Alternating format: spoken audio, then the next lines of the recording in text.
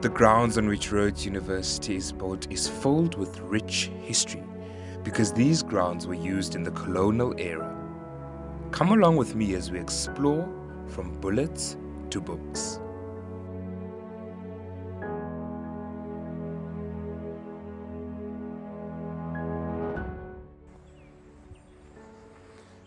I'm standing on grounds that used to be very important in the colonial days.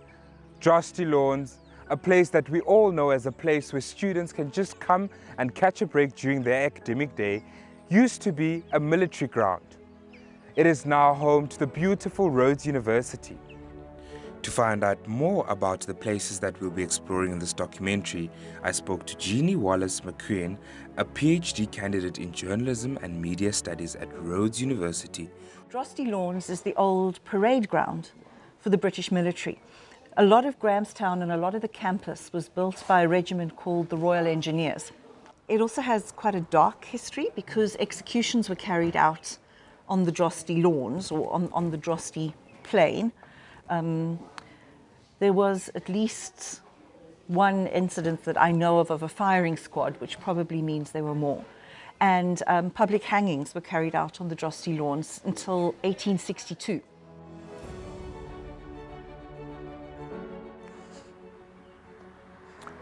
I doubt that the students of Rhodes University really know how rich the history is on this campus.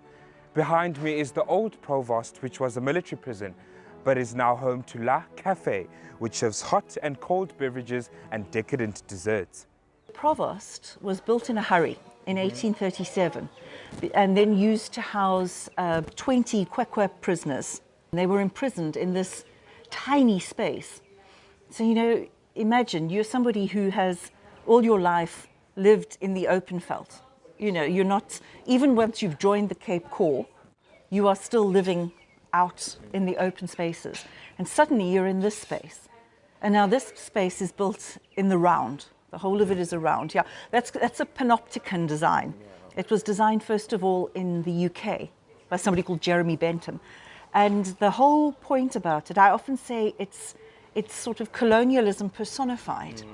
Because there's this tower behind us that the guards would be in, and they would walk from window to window. And from those windows up in the tower, they can see every single inch of this prison.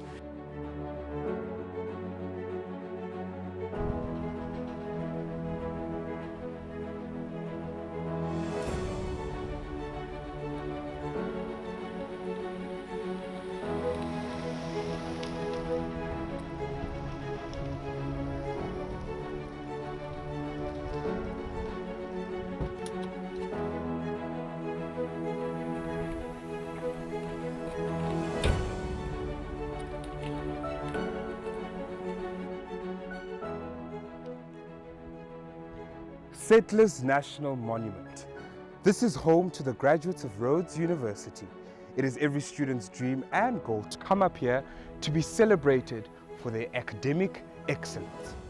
The monument was built in 1820 to commemorate the English settlers that arrived in Africa many, many years ago.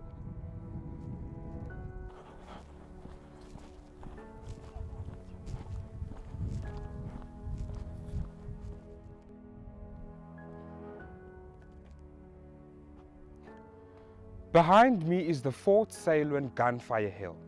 This was used as a lookout point for the garrison in the early Grahamstown years. In the yard are 3 cannons. These 3 cannons give you the feel of war. The British arrived with these cannon.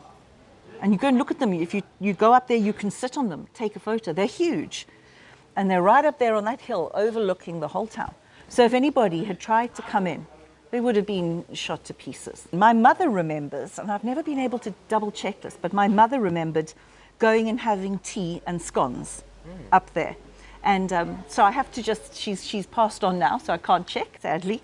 But I have to, I know that in the 1920s a tea shop opened there. So I'm going to just have to give her the benefit of the doubt and assume that when she was here in the 60s, there was still one operating. Wow.